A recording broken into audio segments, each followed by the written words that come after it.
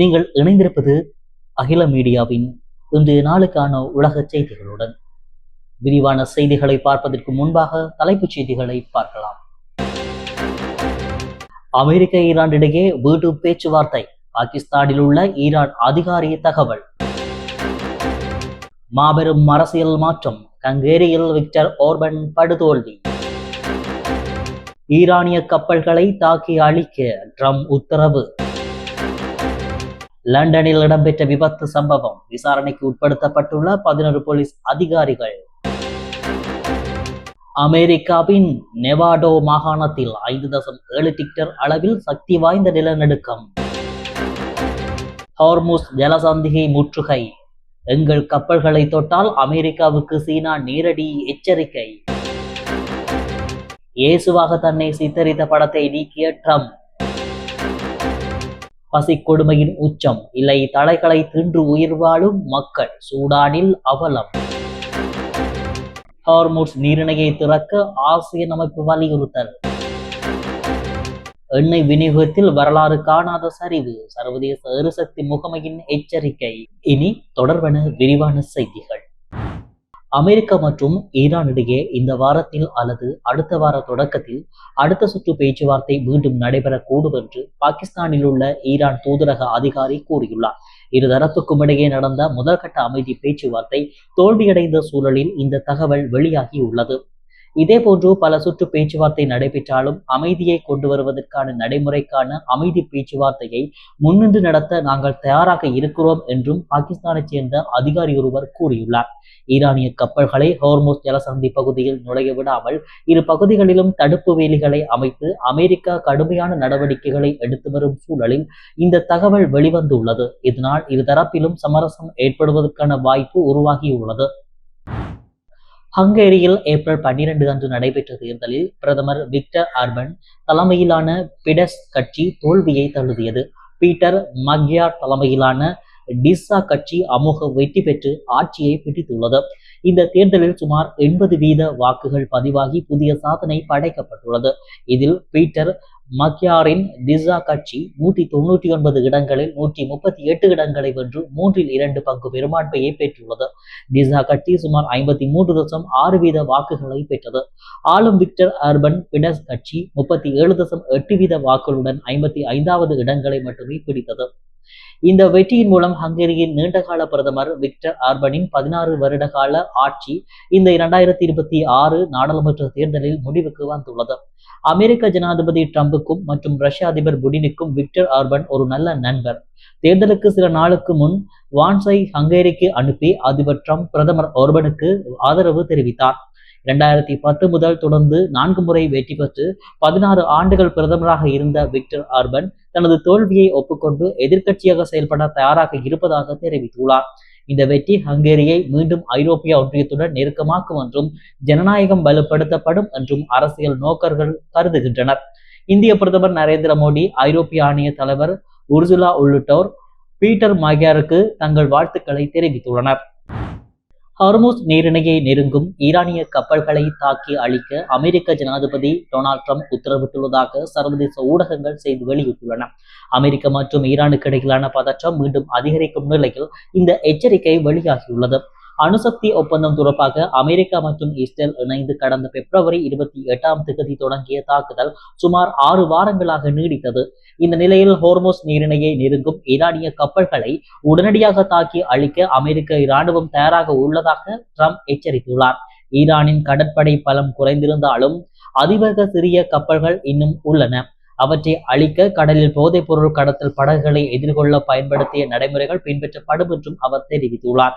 America மற்றும் ஈரானுக்கு இடையிலான பதற்றம் மீண்டும் அதிகரிக்கும் அபாயம் நிலவி வருகிறது. இதனால் சர்வதேச அளவில் கவலை அதிகரித்துள்ளது. லண்டனில் இடம்பெற்ற விபத்து சம்பவம் தொடர்பாக 11 போலீஸ் அதிகாரிகள் விசாரணைக்கு உட்படுத்தப்பட்டுள்ளனர். பெருநகர காவல்துறை சார்ந்த 11 அதிகாரிகள் 2023 ஆண்டு விம்பிள்டன் பகுதியில் நடந்த விபத்து விசாரணையை முறையாக மேற்கொள்ளவில்லை என்ற குற்றச்சாட்டில் தற்போது விசாரணைக்கு உட்படுத்தப்பட்டுள்ளனர். இந்த விசாரணையை காவல்துறை நடத்தைக்கான சுதந்திரமான அலுவலகம் மேற்கொண்டு வருகிறது. இதனிடையே இந்த விபத்தில் 8 வயதான 2 மாணவிகள் நூரியா சஜ்ஜாத் மற்றும் செலினா லாப் உயிரிழந்தனர்.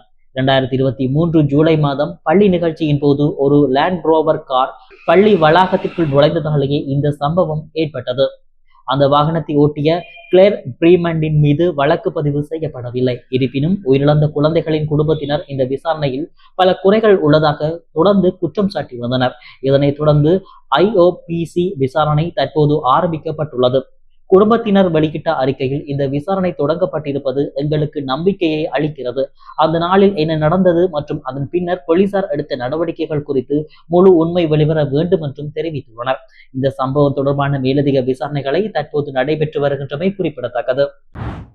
அமெரிக்காவின் நெவாடா மாகாணத்தில் உள்ள சில்வர் ஸ்பிரிங்ஸ் பகுதியில் 5.7 ரிக்டர் அளவில் சக்தி வாய்ந்த நிலநடுக்கம் ஏற்பட்டுள்ளதாக அமெரிக்க புவியியல் ஆய்வு மையம் தெரிவித்துள்ளது. பூமியின் அடியில் சுமார் 9 கிலோமீட்டர் ஆழத்தில் இந்த மையம் அமைந்திருந்ததாக கூறப்பட்டுள்ளது. இந்த நிலநடுக்கத்தின் அதிர்வுகள் நெவாடா மட்டுமன்றி அருகிலுள்ள கலிபோர்னியாவின் பல்வேறு பகுதிகளிலும் உணரப்பட்டுள்ளன. முக்கிய நிலநடுக்கத்தை தொடர்ந்து பல சிறிய பின் அதிர்வுகளும் ஏற்பட்ட நிலையில் இதுவரை எவ்வித பொருட்சேதமோ அல்லது உயிர் சேதமோ ஏற்பட்டதாக அதிகாரப்பூர்வ தகவல்கள் வெளியாகவில்லை. அமெரிக்கா அறிவித்துள்ள ஈரான் மீதான கடற்படை முற்றுகைக்கு சீனா கடும் கண்டனம் தெரிவித்துள்ளதோடு தனது கப்பல்களின் போக்குவரத்தில் தலையிட வேண்டாம் என்று அமெரிக்காவை எச்சரித்துள்ளது. ஹார்முஸ் நிலசந்தி வழியாக செல்லும் தனது கப்பல்களுக்கு பாதுகாப்பு உறுதி செய்யப்பட வேண்டும் என்று சீனா வலியுறுத்தியுள்ளது. சீன பாதுகாப்புத்துறை அமைச்சர் அட்மிரல் டாங் ஜூன் ஈரானுடனான எரிசக்தி மற்றும் வர்த்தக ஒப்பந்தங்களை சீனா தொடர்ந்து மதிக்கும் என்றும் தெரிவித்துள்ளார். எங்கள் கப்பல்கள் ஹார்முஸ் நிலசந்தி வழியாக பயணித்துக் கொண்டிருக்கின்றன. இது எங்களின் உள்நாட்டு விவகாரம். இதில் யாரும் தலையிட வேண்டாம் என்று அவர் எச்சரித்துள்ளார். இதற்கிடையே தங்கள் துறைமுகங்கள் குறிவைக்கப்பட்டால் பாரசீக வளைகுடா மற்றும் ஓமான் வளைகுடாவில் உள்ள எந்த துறைமுகத்தின் பாதுகாப்புக்கும் உறுதியளிக்க முடியாது என ஈரான் புரட்சிகர காவல்படை தெரிவித்துள்ளது. ஈரான் மீதான போரை நிறுத்துமாறு போப் ஆண்டவர் லியோ வலியுறுத்தினார். இதனால் போப் ஆண்டவரை அமெரிக்க அதிபர் ட்ரம்ப் கடுமையாக விமர்சித்தார். அரசியல்வாதியாக இல்லாமல் போப் ஆண்டவராக அவர் கவனம் செலுத்த வேண்டும் என்று ட்ரம்ப் கூறினார். மேலும் தன்னை இயேசுவாக சித்தரித்து செயற்கை நுண்ணறிவு புகைப்படத்தை வெளியிட்டார். அதில் இயேசுவை போன்ற தோற்றத்தில் உள்ள ட்ரம்ப் அற்புதத்தை செய்வது போல சித்தரிக்கப்பட்டிருந்தார். மேலும் அந்த புகைப்படத்தில் அமெரிக்க கொடி, இராணுவ விமானங்கள் இருந்தன. போப்பாண்டவரை ட்ரம்ப் விமர்சித்ததற்கும் இயேசுவாக தன்னை சித்தரித்த படத்திற்கும் பல்வேறு தரப்பில் இருந்து கடும் எதிர்ப்புகள் கிளம்பின. அமெரிக்காவில் உள்ள மூத்த கத்தோலிக்க தலைவர்களும் எதிர்ப்பு தெரிவித்தனர். இந்த நிலையில் இயேசுவாக தன்னை சித்தரித்த புகைப்படத்தை ட்ரம்ப் தனது சமூக வலைதள பக்கத்திலிருந்து நீக்கினார். அந்த புகைப்படம் குறித்து ட்ரம்ப் கூறும்போது, இயேசுவாக சித்தரித்த அந்த படம் என்னை ஒரு மருத்துவராகவே சித்தரிப்பதற்காக தான் கருதுகிறேன். அது செஞ்சிலுவை சங்கத்துடனும் நாங்கள் ஆதரிக்கும் ஒரு செஞ்சிலுவை சங்க பணியாளருடனும் தொடர்புடையது. அந்த படத்திற்கு தவறான அர்த்தம் கற்பிக்கப்படுகிறது என்றார். சூடான் இராணுவத்திற்கும் துணை இராணுவ படைக்கும் இடையே கடந்த 3 ஆண்டுகளாக நடைபெற்று வரும் போர் உலகிலேயே மிகப்பெரிய மனிதாபிமான நெருக்கடியை ஏற்படுத்தியுள்ளது. குறிப்பாக நார்த் டார்பர் மற்றும் தெற்கு கோர்டோபன் பகுதிகளில் நிலைமை படுமோசமாக உள்ளது. அங்குள்ள மக்கள் பசியை தாங்க முடியாமல் மரங்களின் இலைதலைகளையும் கால்நடை தீவனங்களையும் தின்று உயிர் பிழைக்கும் அவல நிலையில் உள்ளனர். கிட்டத்தட்ட 2.89 கோடி மக்கள் கடும் உணவு பஞ்சத்தில் சிக்கியுள்ளனர். போர்க்களத்தில் விவசாய நிலங்கள் அழிக்கப்பட்டு உணவு சந்தைகள் முடக்கப்பட்டும் உள்ளதால் இந்த நெருக்கடி ஏற்பட்டுள்ளது. குறிப்பாக பெண்கள் மற்றும் சிறுமிகள் உணவு தேடி வெளியே செல்லும் போது பாலியல் வன்கொடுமைக்கு ஆளாகும் அபாயமும் உள்ளது. சர்வதேச உதவி நிறுவனங்களுக்கு நிதி தட்டுப்பாடு ஏற்பட்டுள்ளதால் அங்குள்ள சமூக சமையல் கூடங்களும் மூடப்படும் நிலையில் உள்ளன. ஈரான் அமெரிக்கா இடையே நடந்த அமைதி பேச்சுவார்த்தை தோல்வியில் முடிந்தது. உலக நாடுகளிடம் பெரும் கவலையை ஏற்படுத்தி இருக்கிறது. இருதரப்பு மீண்டும் பேச்சுவார்த்தை நடத்தவும் ஹார்முஸ் நீரிணையை திறக்கவும் தென்கிழக்கு ஆசிய நாடுகளின் கூட்டமைப்பான ஆசியான் வலியுறுத்தி இருக்கிறது. இந்த நாடுகளின் வெளியுறவு மந்திரிகள் காணொலி மூலம் நடத்திய அவசர மாநாட்டில் இந்த கோரிக்கை வெளியிடப்பட்டது. அதன்படி அனைத்து நாடுகளும் தங்கள் கருத்து வேறுபாடுகளை அமைதியான முறையில் தீர்க்கவும், அனைத்து நாடுகளின் இறையாண்மை மற்றும் பிராந்திய ஒருமைப்பாட்டை மதிக்கவும், பொதுமக்கள் மற்றும் உள்கட்டமைப்புகளை பாதுகாக்கவும் வேண்டும் என தீர்மானம் நிறைவேற்றப்பட்டது. மேலும் துன்பங்களையும் உயிரிழப்புகளையும் தடுத்தல், கடல்சார் பாதுகாப்பு, கப்பல் மற்றும் வான்வழி போக்குவரத்தின் சுதந்திரத்தை உறுதி செய்தல் ஆகியவற்றை நோக்கமாக கொண்ட போர் நிறுத்தத்தை முழுமையாக திறம்படவும் செயல்படுத்துமாறும் அழைப்பு விடுக்கப்பட்டது. மத்திய கிழக்கில் நடந்து வரும் போரின் தாக்கத்தை ஆய்வு செய்வதற்காக சமீபத்திய வாரங்களில் நடத்தப்பட்ட 2வது மாநாடு இதுவாகும். மத்திய கிழக்கில் நிலவும் போர் மற்றும் பதற்றமான சூழல்களை கருத்தில் கொண்டு சர்வதேச எரிசக்தி முகமை உலகளாவிய எண்ணெய் தேவை மற்றும் விநியோகம் குறித்து தனது முன்னறிவிப்புகளின் பாரிய குறைப்புகளை மேற்கொண்டுள்ளது. எண்ணெய் பற்றாக்குறை மற்றும் எரிபொருள் விலை உயர்வு தொடர்ந்து நீடிப்பதன் காரணமாக நுகர்வோர் தேவையில் நிரந்தர வீழ்ச்சி ஏற்படும். தேவை அழிவு நிலை மேலும் பரவும் என பாரிஸை தளமாக கொண்ட இந்த சர்வதேச கண்காணிப்பு அமைப்பு எச்சரித்துள்ளது. 2026 ஆண்டில் உலகளாவிய எண்ணெய் தேவை நாளொன்றுக்கு 80,000 பீப்பாய்கள் குறையும் என கணிக்கப்பட்டுள்ளது.